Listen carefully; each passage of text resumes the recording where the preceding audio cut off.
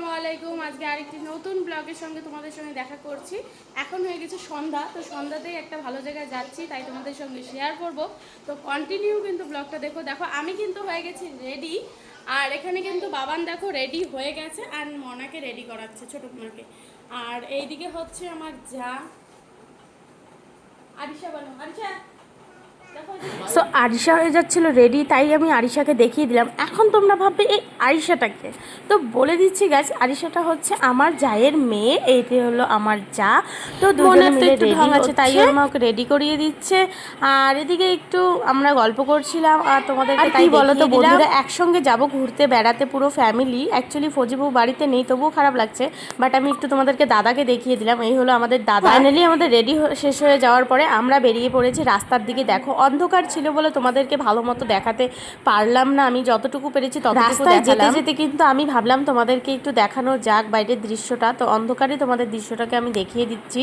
তো সবাই আমরা বসে টোটোতে করে যাচ্ছি। অ্যাকচুয়ালি এটা আমার ভাসুরেরই টোটো, দাদারই। তো একসঙ্গে যাব সবাই, তো যাচ্ছি আমরা, তোমরাও এনজয় করো আমাদের সাথে। তো দেখো এই যে অনেক রাত্রি হয়ে গেছিল, রাতের বেলায় তো ফাস্টফুড খাওয়ার মজা, তাই না বন্ধুরা? এখন সময় হয়ে গেছিলো সন্ধ্যা 7টার মতো, 7টার দিকে আমরা বেরোচ্ছি, জানি না কখন বাড়ি ঢুকবো, কিন্তু কি এনজয় করবো সেটা কিন্তু তোমাদের সঙ্গে অবশ্যই শেয়ার করব। চলো তাহলে তাড়াতাড়ি ঝটপট পৌঁছে যাওয়া যাক, ঠিক আছে? পৌঁছে গিয়ে তোমাদের সঙ্গে আমি কথা বলবো। আর তোমরা যে এই জার্নিটা দেখলে বা দেখছো, কেমন লাগছে অবশ্যই কিন্তু তোমরা জানাবে আমাকে। বন্ধুরা আমরা ফাইনালি কিন্তু পৌঁছে গেছি সাগরদিঘির পার। এই হচ্ছে সাগরদিঘির পার, আমাদের কোচবিহারে ফেমাস একটা জায়গা। এই জায়গাটা সবাই বেড়াতে আসে, সন্ধ্যার দিকে ওয়ার্ক করতে আসে, যেরকমটা সবাই করছে। আর আমরা যের জন্য গিয়েছিলাম সেটা হলো না, আর ব্যাড লাক, কারণ দই ফুচকার জন্য গিয়েছিলাম, দেখলাম দই ফুচকার দোকানটা ছিল না। নর্মালি দোকানে ফুচকার দোকান ছিল, এবং ওই ফুচকার দোকানের মতো টেস্ট আর অন্য কোনো দোকান আমার যায় কিন্তু টেস্ট হতেই পারে না, করার কিচ্ছু নেই। তখন আমরা খালি জল দিয়েই খেলাম। তো আমার যা খেয়ে নিচ্ছিল, তারপরে ওরা আইসক্রিম কিনতে চলে গিয়েছিল। ওরা আইসক্রিম খাবে, তাই বলে আইসক্রিম খেতে চলে গেল। আর ওরা নিয়ে নিয়েছে আইসক্রিম, নিচ্ছে আইসক্রিম, সাথে সাথে বাবানও আইসক্রিম খেয়ে নিচ্ছে। দুইজনে মিলে শেয়ার করে এত নকশা করে করে খাচ্ছে কত ভাবে, দেখো। তো এই হচ্ছে এদের ভাই বোনের মানে কীর্তি।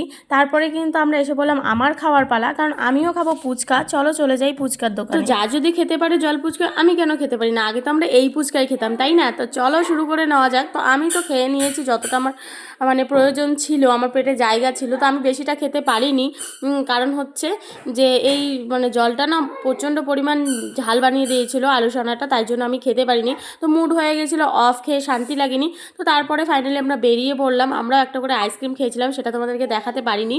তো তারপরে টাটা বাই বাই, দেখাচ্ছে তোমাদের সঙ্গে নেক্সট ভিডিওতে। Bye bye guys.